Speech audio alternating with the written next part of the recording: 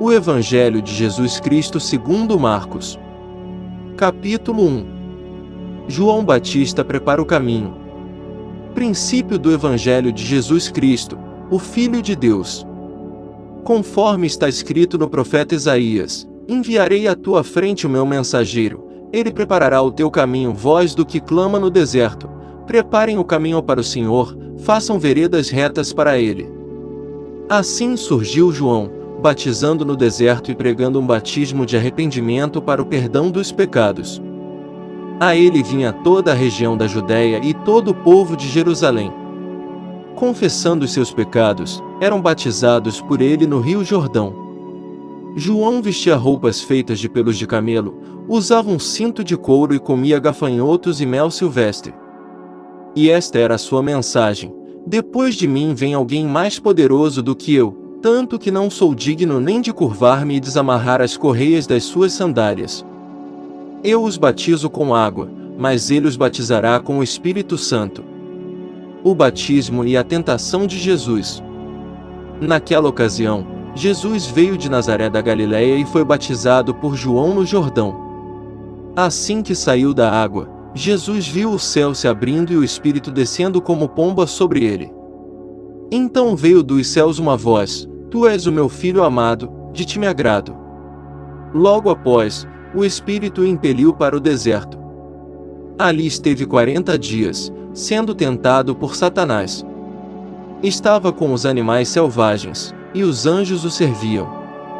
Jesus chamado os primeiros discípulos. Depois que João foi preso, Jesus foi para Galileia, proclamando as boas novas de Deus. O tempo é chegado, dizia ele. O reino de Deus está próximo. Arrependam-se e creiam nas boas novas. Andando à beira do mar da Galileia, Jesus viu Simão e seu irmão André lançando redes ao mar, pois eram pescadores. E disse Jesus: sigam-me, e eu os farei pescadores de homens. No mesmo instante eles deixaram as suas redes e o seguiram. Indo um pouco mais adiante, viu num barco Tiago, filho de Zebedeu, e João, seu irmão, preparando as suas redes. Logo os chamou, e eles o seguiram, deixando seu pai, Zebedeu, com os empregados no barco. Jesus expulsa um espírito imundo. Eles foram para Cafarnaum e, logo que chegou o sábado, Jesus entrou na sinagoga e começou a ensinar. Todos ficavam maravilhados com o seu ensino, porque lhes ensinava como alguém que tem autoridade e não como os mestres da lei. Justo naquele momento, na sinagoga, um homem possesso de um espírito imundo gritou: O que queres conosco, Jesus de Nazaré? Vieste para nos destruir? Sei quem tu és, o Santo de Deus. Cale-se e saia dele, repreendeu-o Jesus. O espírito imundo sacudiu o homem violentamente e saiu dele gritando. Todos ficaram tão admirados que perguntavam uns aos outros: O que é isto? Um novo ensino, e com autoridade. Até aos espíritos imundos ele dá ordens, e eles lhe obedecem. As notícias a seu respeito se espalharam rapidamente por toda a região da Galileia. Logo que saíram da sinagoga, foram com Tiago e João à casa de Simão e André. A sogra de Simão estava de cama, com febre, e falaram a respeito dela a Jesus. Então ele se aproximou dela, tomou-a pela mão e ajudou-a a levantar-se. A febre a deixou, e ela começou a servi-los. Ao anoitecer, depois do pôr do sol, o povo levou a Jesus todos os doentes e os endemoninhados. Toda a cidade se reuniu à porta da casa, e Jesus curou muitos que sofriam de várias doenças. Também expulsou muitos demônios, não permitia, porém, que estes falassem, porque sabiam quem ele era. Jesus ora num lugar deserto. De madrugada, quando ainda estava escuro, Jesus levantou-se, saiu de casa e foi para um lugar deserto, onde ficou orando. Simão e seus companheiros foram procurá-lo e, ao encontrá-lo, disseram: Todos estão te procurando. Jesus respondeu: Vamos para outro lugar, para os povoados vizinhos, para que também lá eu pregue. Foi para isso que eu vim. Então ele percorreu toda a Galiléia, pregando nas sinagogas e expulsando os demônios. A cura de um leproso. Um leproso aproximou-se dele e suplicou-lhe de joelhos: Se quiseres, podes purificar-me. Cheio de compaixão, Jesus estendeu a mão, tocou nele e disse: Quero. Seja purificado. Imediatamente a lepra o deixou, e ele foi purificado. Em seguida Jesus o despediu, com uma severa advertência: Olhe, não conte isso a ninguém. Mas vá mostrar-se ao sacerdote e ofereça pela sua purificação os sacrifícios que Moisés ordenou, para que sirva de testemunho. Ele, porém, saiu e começou a tornar público o fato, espalhando a notícia. Por isso Jesus não podia mais entrar publicamente em nenhuma cidade, mas ficava fora, em lugares solitários. Todavia, assim mesmo vinha a ele gente de todas as partes.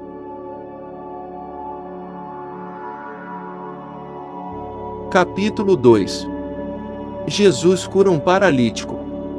Poucos dias depois, tendo Jesus entrado novamente em Cafarnaum, o povo ouviu falar que ele estava em casa.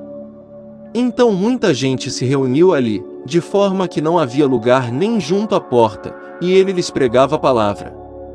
Vieram alguns homens, trazendo-lhe um paralítico, carregado por 4 deles.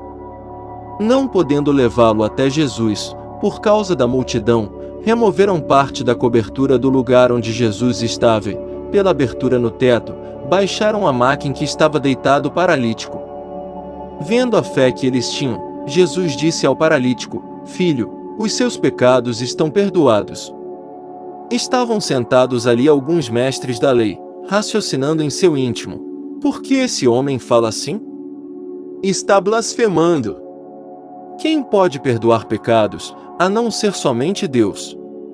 Jesus percebeu logo em seu espírito que era isso que eles estavam pensando e lhes disse: Por que vocês estão remoendo essas coisas em seu coração? Que é mais fácil dizer ao paralítico: Os seus pecados estão perdoados, ou, levante-se, pegue a sua maca e ande. Mas, para que vocês saibam que o Filho do Homem tem na terra autoridade para perdoar pecados, disse ao paralítico: Eu digo a você, levante-se, pegue a sua maca e vá para casa. Ele se levantou, pegou a maca e saiu à vista de todos, que, atônitos, glorificaram a Deus, dizendo: Nunca vimos nada igual. O chamado de Levi. Jesus saiu outra vez para a beira-mar. Uma grande multidão aproximou-se, e ele começou a ensiná-los. Passando por ali, viu Levi, filho de Alfeu, sentado na coletoria, e disse-lhe: Siga-me. Levi levantou-se e o seguiu. Durante uma refeição na casa de Levi, muitos publicanos e pecadores estavam comendo com Jesus e seus discípulos, pois havia muitos que o seguiam. Quando os mestres da lei que eram fariseus o viram comendo com pecadores e publicanos, perguntaram aos discípulos de Jesus: Por que ele come com publicanos e pecadores? Ouvindo isso, Jesus lhes disse: Não são os que têm saúde que precisam de médico, mas sim os doentes. Eu não vim para chamar justos, mas pecadores. Jesus é interrogado acerca do jejum. Os discípulos de João e os fariseus estavam jejuando. Algumas pessoas vieram a Jesus e lhe perguntaram: Por que os discípulos de João e os dos fariseus jejuam, mas os teus não? Jesus respondeu: Como podem os convidados do noivo jejuar enquanto este está com eles? Não podem, enquanto tem consigo. Mas virão dias quando o noivo lhe será tirado, e nesse tempo jejuarão. Ninguém põe remendo de pano novo em roupa velha, pois o remendo forçará a roupa, tornando pior o rasgo. E ninguém põe vinho novo em vasilha de couro velha, se o fizer, o vinho rebentará a vasilha, e tanto o vinho quanto a vasilha se estragarão. Ao contrário, põe-se vinho novo em vasilha de couro nova. O Senhor do Sábado. Certo sábado Jesus estava passando pelas lavouras de cereal. Enquanto caminhavam, seus discípulos começaram a colher espigas. Os fariseus lhe perguntaram: Olha, Por que eles estão fazendo o que não é permitido no sábado? Ele respondeu: Vocês nunca leram o que fez Davi quando ele e seus companheiros estavam necessitados e com fome? Nos dias do sumo sacerdote Abiatar, Davi entrou na casa de Deus e comeu os pães da presença, que apenas aos sacerdotes era permitido comer, e os deu também aos seus companheiros. E então lhes disse: O sábado foi feito por causa do homem, e não o homem por causa do sábado. Assim, pois, o Filho do Homem é Senhor até mesmo do sábado. Capítulo 3. Noutra ocasião ele entrou na sinagoga, e estava ali um homem com uma das mãos atrofiada. Alguns deles estavam procurando um motivo para acusar Jesus, por isso o observavam atentamente, para ver se ele iria curá-lo no sábado. Jesus disse ao homem da mão atrofiada: Levante-se e venha para o meio. Depois Jesus lhes perguntou: O que é permitido fazer no sábado? O bem ou o mal? Salvar a vida ou matar? Mas eles permaneceram em silêncio. Irado, olhou para os que estavam à sua volta e, profundamente entristecido por causa do coração endurecido deles, disse ao homem: Estenda a mão. Ele a estendeu, e ela foi restaurada. Então os fariseus saíram e começaram a conspirar com os herodianos contra Jesus, sobre como poderiam matá-lo. As multidões seguem Jesus. Jesus retirou-se com os seus discípulos para o mar, e uma grande multidão vinda da Galiléia o seguia. Quando ouviram a respeito de tudo o que ele estava fazendo, muitas pessoas procedentes da Judéia, de Jerusalém, da Idumeia, das regiões do outro lado do Jordão e dos arredores de Tiro e de Sidom foram atrás dele. Por causa da multidão, ele disse aos discípulos que lhe preparassem um pequeno barco, para evitar que o comprimissem. Pois ele havia curado a muitos, de modo que os que sofriam de doenças ficavam se empurrando para conseguir tocar nele. Sempre que os espíritos imundos o viam, prostravam-se diante dele e gritavam: Tu és o Filho de Deus. Mas ele lhes dava ordens severas para que não dissessem quem ele era. A escolha dos 12 discípulos. Jesus subiu a um monte e chamou a si aqueles que ele quis, os quais vieram para junto dele. Escolheu 12, designando os apóstolos, para que estivessem com ele, os enviasse a pregar e tivessem autoridade para expulsar demônios. Estes são os 12 que ele escolheu: Simão, a quem deu o nome de Pedro, Tiago, filho de Zebedeu, e João, seu irmão, aos quais deu o nome de Boanerges, que significa filhos do trovão, André, Filipe, Bartolomeu, Mateus, Tomé, Tiago, filho de Alfeu, Tadeu, Simão, o Zelote, e Judas Iscariotes, que o traiu. O pecado contra o Espírito. Então Jesus entrou numa casa, e novamente reuniu-se ali uma multidão, de modo que ele e os seus discípulos não conseguiam nem comer. Quando seus familiares ouviram falar disso, saíram para trazê-lo à força, pois diziam: Ele está fora de si. E os mestres da lei que haviam descido de Jerusalém diziam: Ele está com Beelzebu. Pelo príncipe dos demônios é que ele expulsa demônios. Então Jesus o chamou e lhes falou por parábolas: Como pode Satanás expulsar Satanás? Se um reino estiver dividido contra si mesmo, não poderá subsistir. Se uma casa estiver dividida contra si mesma, também não poderá subsistir. E, se Satanás se opuser a si mesmo e estiver dividido, não poderá subsistir. Chegou o seu fim. De fato, ninguém pode entrar na casa do homem forte e levar dali os seus bens, sem que antes o amarre. Só então poderá roubar a casa dele. Eu asseguro que todos os pecados e blasfêmias dos homens lhe serão perdoados, mas quem blasfemar contra o Espírito Santo nunca terá perdão, é culpado de pecado eterno. Jesus falou isso porque eles estavam dizendo: Ele está com um espírito imundo. A mãe e os irmãos de Jesus. Então chegaram a mãe e os irmãos de Jesus. Ficando do lado de fora, mandaram alguém chamá-lo. Havia muita gente assentada ao seu redor, e lhe disseram: Tua mãe e teus irmãos estão lá fora e te procuram. Quem é minha mãe? E quem são meus irmãos? Perguntou ele. Então olhou para os que estavam assentados ao seu redor e disse: Aqui estão minha mãe e meus irmãos. Quem faz a vontade de Deus, este é meu irmão, minha irmã e minha mãe. Capítulo 4. A parábola do semeador. Novamente Jesus começou a ensinar à beira-mar. Reuniu-se ao seu redor uma multidão tão grande que ele teve que entrar num barco e assentar-se nele. O barco estava no mar, enquanto todo o povo ficava na beira da praia. Ele lhes ensinava muitas coisas por parábolas, dizendo em seu ensino: ouçam. O semeador saiu a semear. Enquanto lançava a semente, parte dela caiu à beira do caminho, e as aves vieram e a comeram. Parte dela caiu em terreno pedregoso, onde não havia muita terra, e logo brotou, porque a terra não era profunda. Mas, quando saiu o sol, as plantas se queimaram e secaram, porque não tinham raiz. Outra parte caiu entre espinhos, que cresceram e sufocaram as plantas, de forma que ela não deu fruto. Outra ainda caiu em boa terra, germinou, cresceu e deu boa colheita, a 30, 60 e até 100 por um. E acrescentou: aquele que tem ouvidos para ouvir, ouça.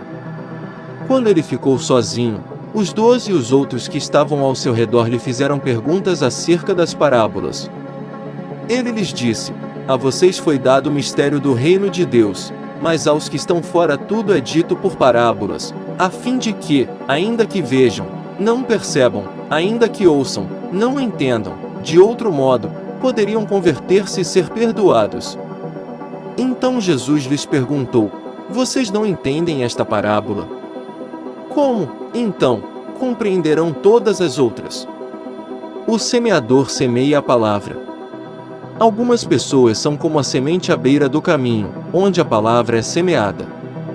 Logo que a ouvem, Satanás vem e retira a palavra nela semeada. Outras, como a semente lançada em terreno pedregoso, ouvem a palavra e logo a recebem com alegria. Todavia, visto que não têm raiz em si mesmas, permanecem por pouco tempo. Quando surge alguma tribulação ou perseguição por causa da palavra, logo a abandonam. Outras ainda, como a semente lançada entre espinhos, ouvem a palavra, mas, quando chegam as preocupações desta vida, o engano das riquezas e os anseios por outras coisas sufocam a palavra, tornando-a infrutífera. Outras pessoas são como a semente lançada em boa terra, ouvem a palavra, aceitam e dão uma colheita de 30, 60 e até 100 por um. A luz da candeia. Ele lhes disse: quem traz uma candeia para ser colocada debaixo de uma vasilha ou de uma cama? Acaso não a coloca num lugar apropriado? Porque não há nada oculto, senão para ser revelado, e nada escondido, senão para ser trazido à luz. Se alguém tem ouvidos para ouvir, ouça.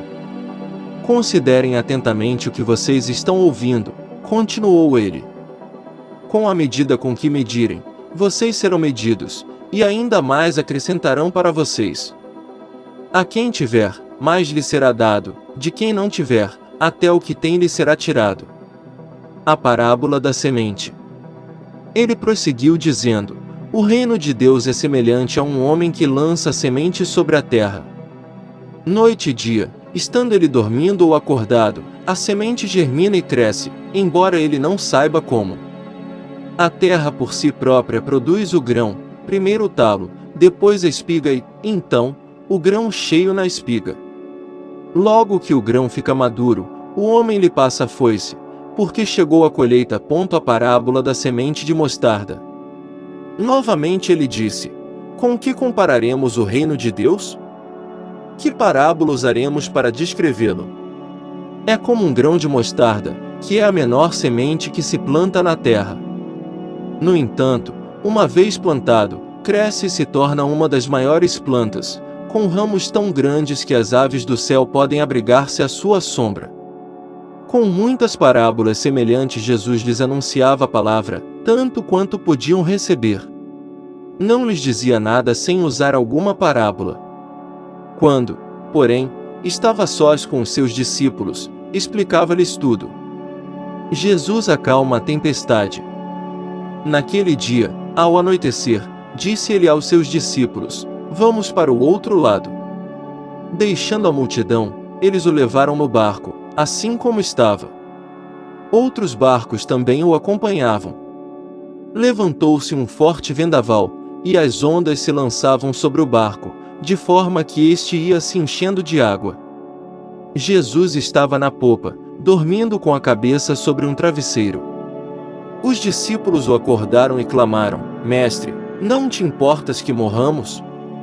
Ele se levantou, repreendeu o vento e disse ao mar: Aquiete-se. Acalme-se. O vento se aquietou, e fez-se completa bonança. Então perguntou aos seus discípulos: Por que vocês estão com tanto medo? Ainda não têm fé? Eles estavam apavorados e perguntavam uns aos outros: Quem é este que até o vento e o mar lhe obedecem? Capítulo 5. A cura do homem endemoniado.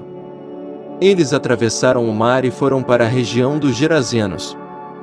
Quando Jesus desembarcou, um homem com um espírito imundo veio dos sepulcros ao seu encontro. Esse homem vivia nos sepulcros, e ninguém conseguia prendê-lo, nem mesmo com correntes, pois muitas vezes lhe haviam sido acorrentados pés e mãos, mas ele arrebentara as correntes e quebrara os ferros de seus pés.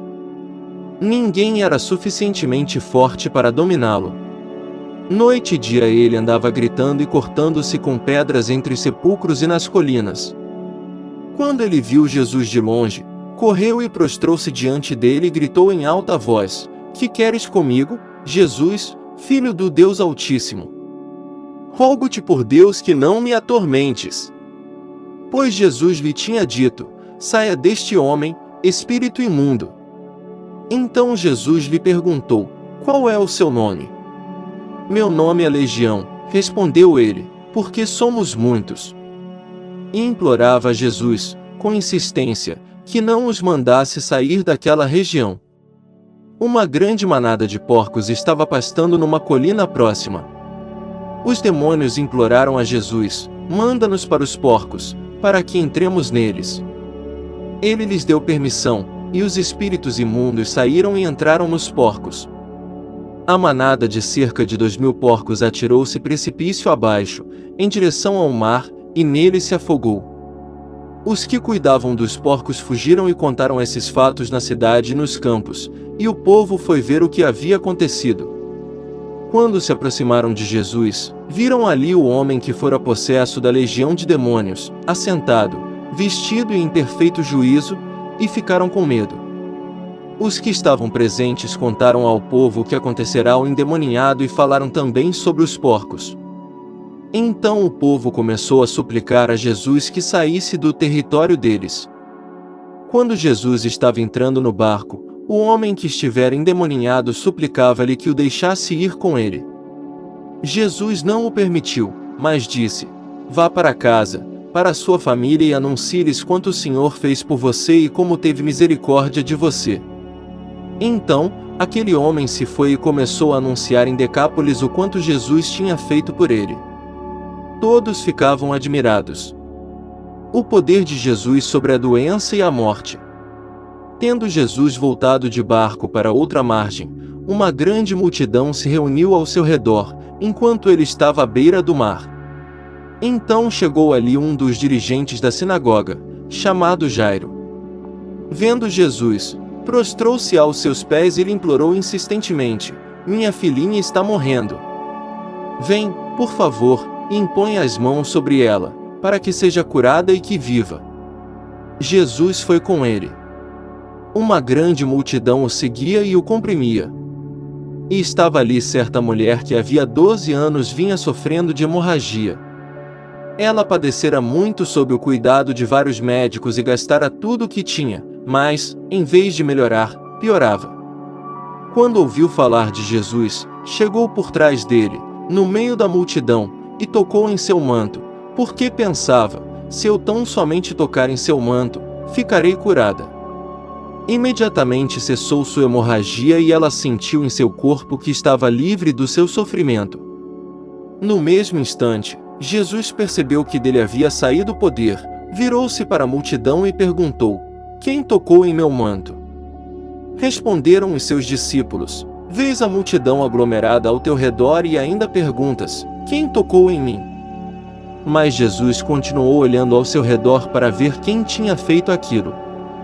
Então a mulher, sabendo o que lhe tinha acontecido, aproximou-se, prostrou-se aos seus pés, tremendo de medo, contou-lhe toda a verdade.